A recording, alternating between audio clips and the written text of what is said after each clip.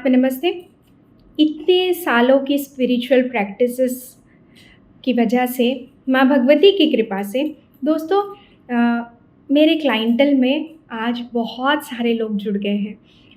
मेरे Facebook page पे अगर आप देखोगे तो 80,000 से ज़्यादा लोग जो है मुझे फ़ॉलो करते हैं। तो इतने सारे लोगों की आस्था का जब हम केंद्र बन जाते हैं तो हमारे ऊपर एक बहुत बड़ा दायित्व होता है कि जो भी हमारे पास किसी भी मार्गदर्शन के लिए आए, उन्हें हम एक सटीक और सही क्या कहते हैं मार्गदर्शन दें, ताकि ईश्वर ने, उस यूनिवर्स ने हमें जिस कार्य के लिए चुना है, वो हम अच्छी तरह से निभा पाएँ। जी हाँ दोस्तों, मैं तो अपने लिए यही सोचती हूँ कि मेरा तो कोई पात्र ही नहीं था, मेरी तो कोई योग्यता ही नहीं थी, परंतु मेरे उस ईश्वर ने, मेरी माँ भगवती ने, उस जगत जननी माँ, क्या कहूँ मेरे लिए, उनके लिए, उनके उनके वर्णन में मेरे पास शब्द नहीं है। उन्होंने मुझ जैसी एक अपात्र को इतना बड़ी पात्रता दी है, इतना बड़ी योग्यता उन्होंने मुझे दी है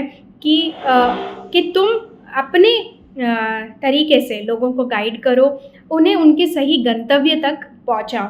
तो मैं अपने आप को बहुत भाग्यशाली समझती हूँ कि माँ भगवती ने मेरे लिए ये पाथ चुना था और मुझे ये अपने जीवन के एक लंबे समय बीत जाने के बाद मुझे एहसास हुआ। कहते हैं ना कि कुछ चीज़ें कार्मिक होती है, आपके जीवन में जब आना होता है तब आती है। तो जब मेरे जीवन में ये आई तो दोस्तों, मेरी अपनी पर्सनैलिटी तो बदली ही बदली, मेरा अपना सोचने का तरीका बदला। अपने आप ही सब कुछ होता चला गया, मैं तो केवल निमित्त थी, करने वाला तो कोई और ही था।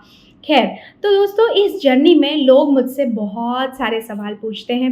ऐसे ही सवालों को, कुछ जो बहुत ज़्यादा फ्रीक्वेंटली मुझसे पूछे जाते हैं, उन्हीं के माध्यम को, उन्हीं को सोर्स बना के मैं अपने वीडियोज़ डिज़ाइन करती हूँ। तो मुझे बहुत सारे लोग हैं ना यही पूछते हैं कि मैम, जब भी वो कष्ट में होते हैं, जब भी वो तकलीफ़ में होते हैं, तो मुझसे एक ही सवाल पूछते हैं, मैम तो कोई नहीं कहता, कोई दीदी कहता है, कोई माँ कहता है। तो मैं सभी को अपने बच्चों जैसा ही ट्रीट करती हूँ। मेरे क्लाइंटल में बहुत छोटी उम्र से लेके मुझसे काफ़ी बड़े उम्र के लोग, 50-60 साल, 70 साल तक के जो आयु वर्ग के लोग हैं मुझसे जुड़े हैं, और मैं सबको बेटा बोल के ही संबोधित करती हूँ। ये बदलाव मेरे अंदर इस स्पिरिचुअल जर्नी की वजह से आया है। एक मातृत्व का जो कहते हैं ना, एक मातृत्व की जो परिभाषा है, वो मुझे बहुत गहरी अंदर तक भेद गई इस स्पिरिचुअलिटी की वजह से। इसीलिए मैं आज किसी को भी देखती हूँ तो बेटा, बच्चा और बस यही शब्द निकलते हैं, और लोग भी मुझे दी, चाहे वो 50 साल के हैं या 60 साल के हैं, मेरी जो भी उम्र है, मेरे शरीर की जो उम्र है, हो सकता है मेरी सोल की जर्नी बहुत लंबी है, इसीलिए मेरे अंदर वो मातृत्व उन्हें दिखता है। तो मुझसे बड़े भी लोग मुझे दीदी कहते हैं, बहुत लोग माँ कहते हैं, तो मुझे बहुत संतोष महसूस होता है। कहते हैं कि आपसे बात करके एक मातृत्व, एक वात्सल्य हमें फ़ील होता है।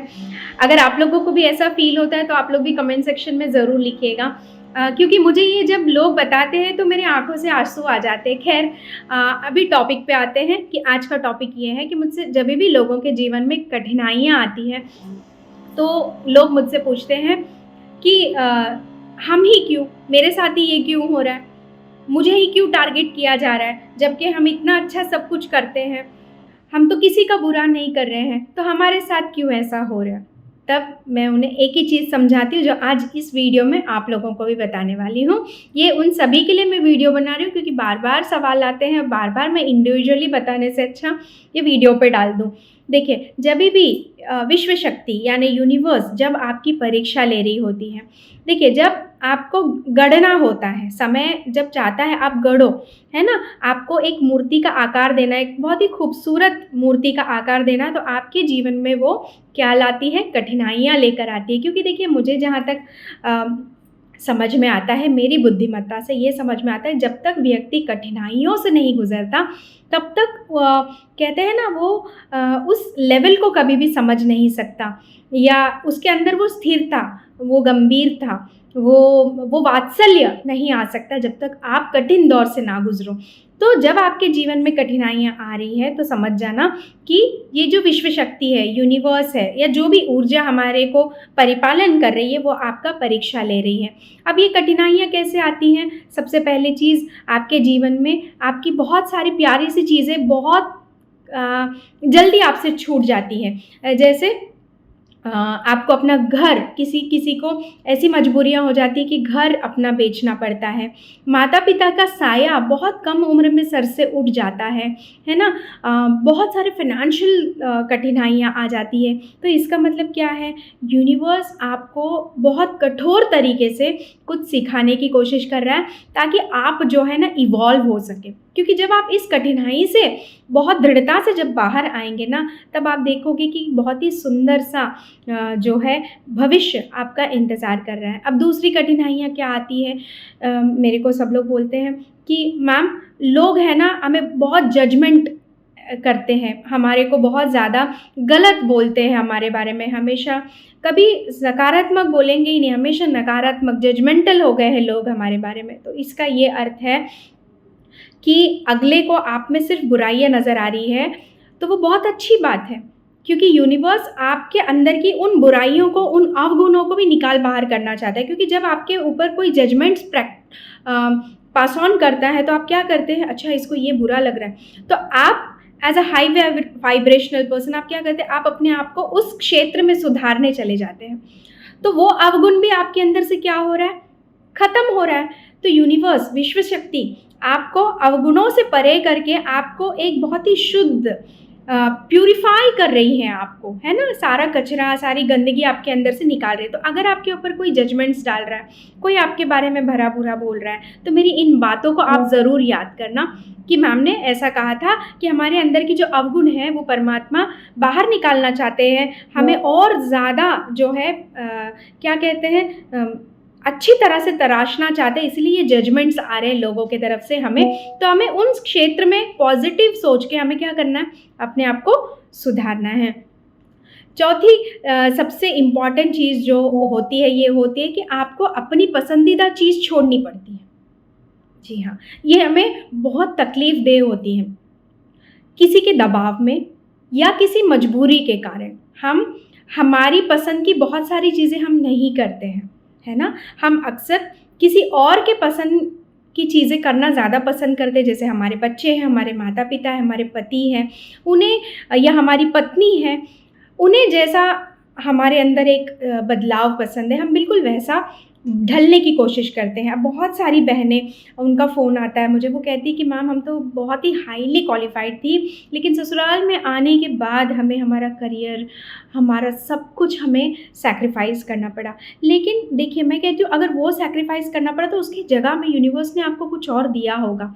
उस चीज़ को खोजने की कोशिश कीजिए कि अगर आपने अपने करियर को छोड़ दिया, तो आप एक बहुत ही ज़िम्मेदार घराने की एक बहू बनी होंगी।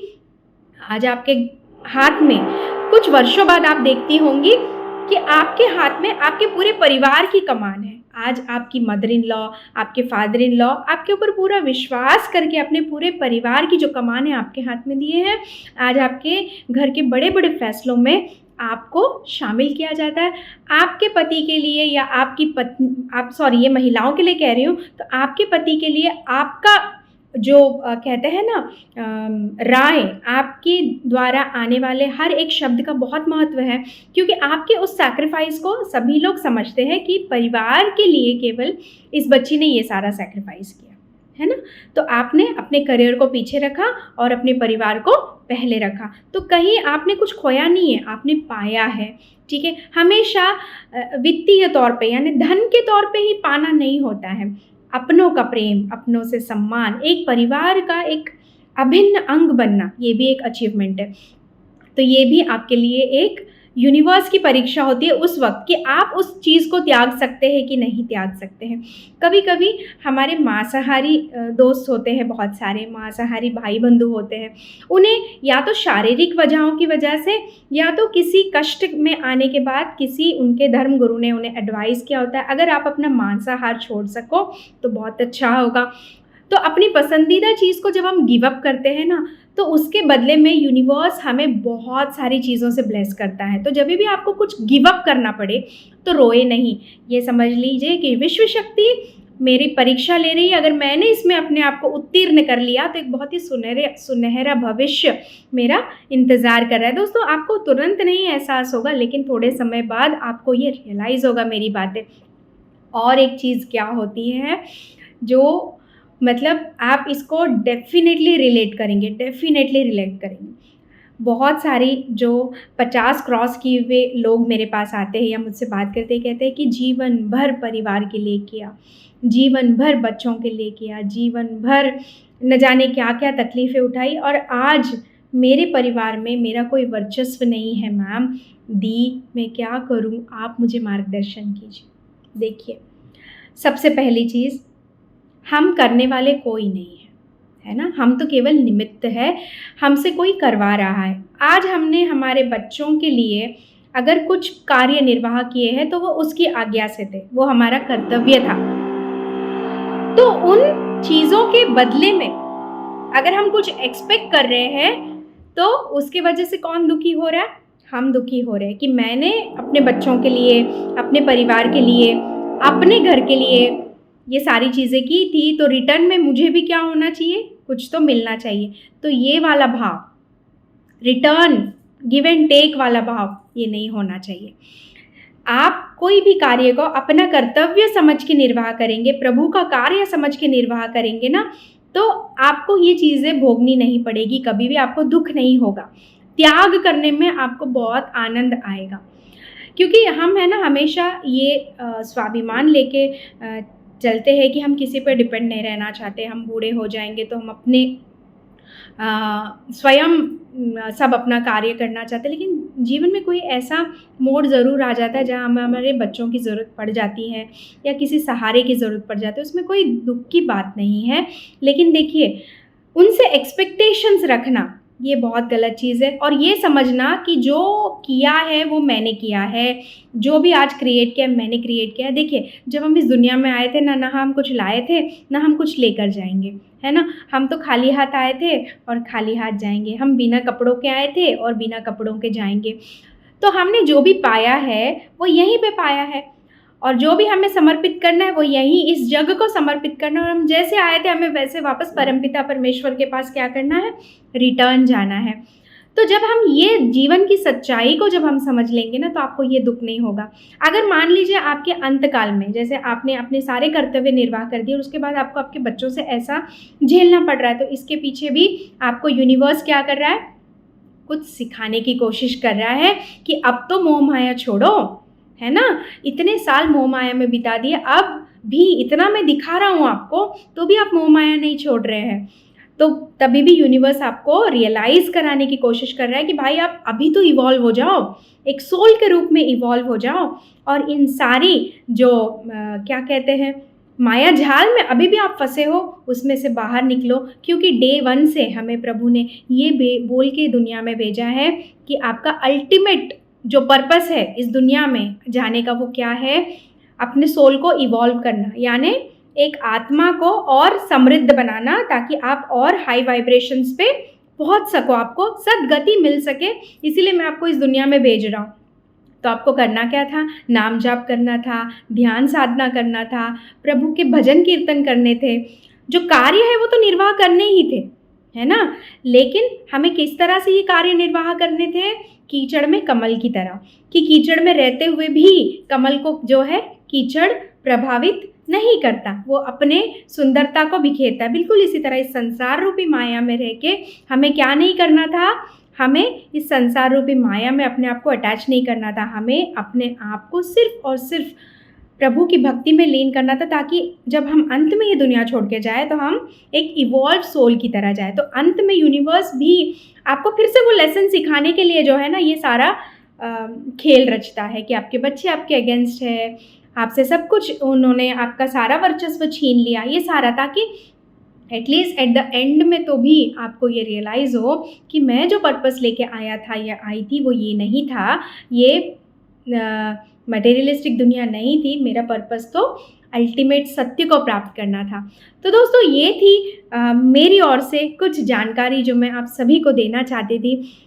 होप ऐसा है ऐसी मेरी आस्था है प्रभु से कि जब भी जिस किसी को भी इस वीडियो की ज़रूरत पड़े, ये वीडियो यूनिवर्स उन तक ज़रूर पहुँचाए। अगर आज आप ये वीडियो देख रहे हैं ना, तो डेफ़िनेटली आज आपको इस वीडियो की ज़रूरत होगी, तो ही ये आपको मिला है। अगर ये वीडियो आपको अच्छा लगा है तो इसको लाइक कीजिएगा, मेरे चैनल को सब्सक्राइब कीजिएगा। आत्म नमस्ते।